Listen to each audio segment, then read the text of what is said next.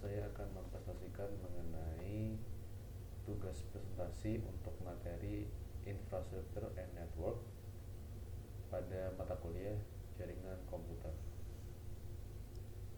Langsung saja saya mulai. Ini pertama saya akan masuk ke bab pendahuluan dulu untuk membahas pengertian dan lain sebagainya. Jadi infrastruktur jaringan merupakan sebuah kumpulan sistem komputer yang saling berhubungan, dihubungkan oleh berbagai macam bagian dari sebuah arsitektur telekomunikasi.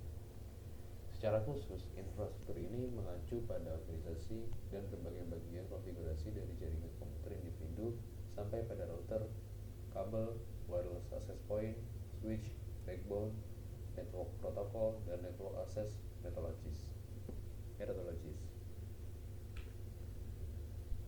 Lalu terdapat yang pertama adalah infrastruktur fisik, yang mana infrastruktur jaringan fisik ini melibatkan komponen fisik seperti kabel jaringan yang sesuai dengan topologi. Misalnya kabel kategori 5E untuk gigabit Ethernet, perangkat jaringan meliputi router untuk komunikasi antar segmen, switch dan bridge untuk menghubungkan host, serta server seperti file server, DHCP, DNS, dan lainnya. Infrastruktur ini mencakup teknologi Ethernet, standar kabel, jaringan telepon, asynchronous transfer, serta metode komunikasi fisik lainnya. Yang kedua adalah infrastruktur logikal. Infrastruktur logikal jaringan mencakup elemen-elemen perangkat lunak yang menghubungkan, mengatur, dan mengamankan host di jaringan. Ini memungkinkan komunikasi melalui jaringan fisik sesuai topologi. Contoh infrastrukturnya meliputi DNS untuk resolusi nama, Directory Services untuk autentikasi dan otorisasi pengguna, serta protokol jaringan seperti TCP/IP yang umumnya digunakan pada berbagai platform seperti Windows, Linux, dan Unix.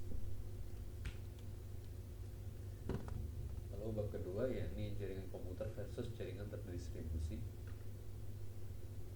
Jadi masuk ke pengertiannya.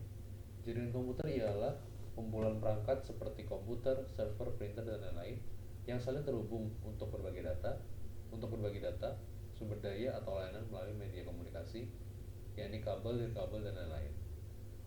Lalu untuk jaringan terdistribusi, yaitu sistem di mana komponen perangkat lunak dan perangkat keras tersebar di beberapa lokasi, tetapi bekerja sama seolah-olah mereka berada dalam satu sistem yang terintegrasi. Lalu untuk strukturnya, jaringan komputer sendiri memiliki komputer dalam jaringan yang terhubung ke satu atau beberapa server sentral yang mengelola komunikasi dan data. Lalu untuk jaringan terdistribusi sendiri, tidak ada satu titik pusat, semua node berkomunikasi dan bekerja secara mandiri atau dalam kelompok, seringkali untuk melakukan tugas-tugas paralel.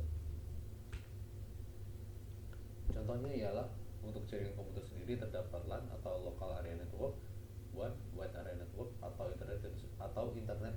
internet itu sendiri. Lalu untuk jaringan terdistribusi, yakni contohnya ialah sistem cloud, blockchain, atau aplikasi terdistribusi seperti Google Maps yang memanfaatkan server-server di berbagai lokasi. Masuk ke bab ketiga yakni topologi jaringan.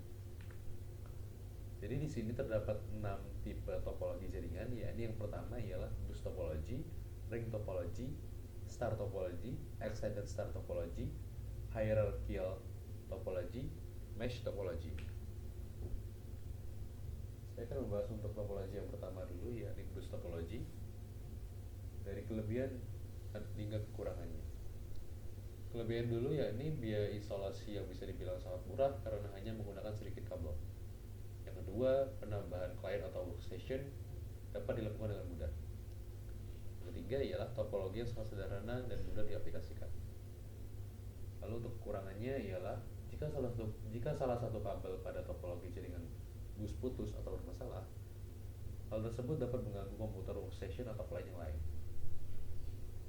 Yang kedua, proses sending dan receiving data kurang efisien, biasanya sering terjadi tabrakan data pada topologi ini. Dan yang ketiga ialah topologi yang sangat jadul dan sulit untuk dikembangkan.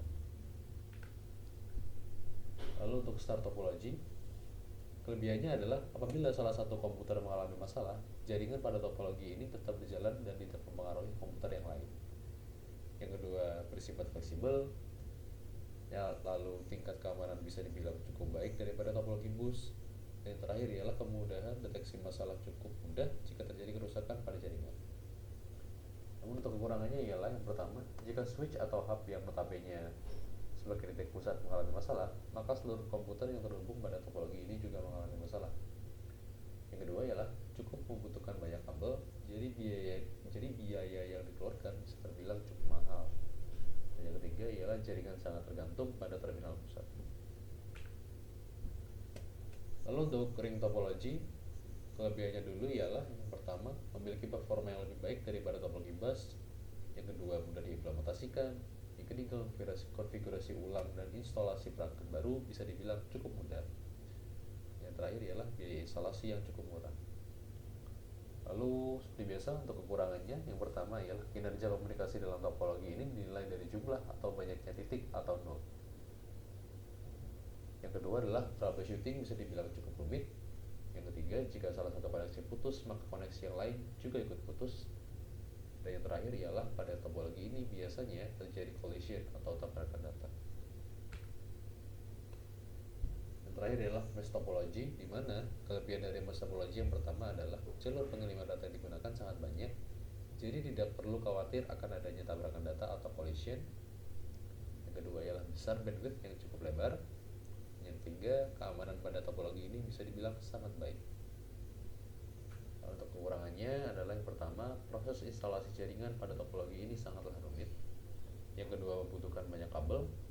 Dan yang ketiga ialah memakan biaya instalasi yang sangat mahal dikarenakan membutuhkan banyak kabel. Lalu masuk ke bab yang keempat, yakni pembagian jaringan. Jadi jaringan dibagi menjadi dua, yakni jaringan nirkabel dan jaringan berkabel. Untuk jaringan berkabel sendiri, yakni wire network, ialah jaringan yang menggunakan media fisik seperti kabel, contohnya kabel tembaga, serot optik, dan lain sebagainya untuk menghubungkan perangkat-perangkat dalam jaringan. Kelebihannya sendiri ialah wire network ini stabil, berkecepatan tinggi, lebih aman dari gangguan eksternal. Lalu untuk kekurangannya ialah keterbatasan mobilitas dan instalasi yang lebih rumit.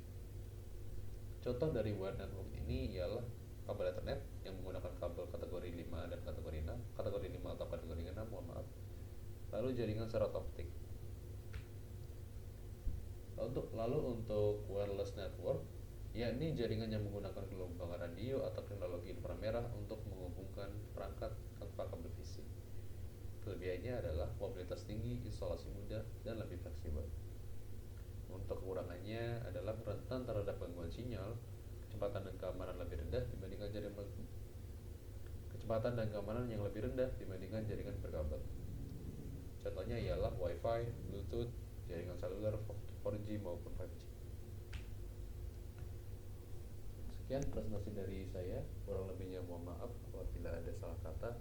Wassalamualaikum warahmatullahi wabarakatuh.